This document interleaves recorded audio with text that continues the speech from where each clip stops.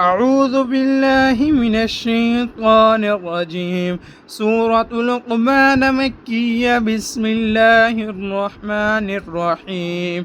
ألف لام ميم. تلك آيات الكتاب الحكيم، هدى ورحمة للمحسنين الذين يقيمون الصلاة ويؤتون الزكاة وهم بالآخرة هم يوقنون. أولئك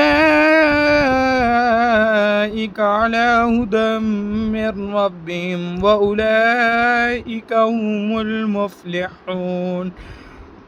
ومن الناس من يشتري لهو الحديث ليضل عن سبيل الله بغير علم ويتخذها هزوا.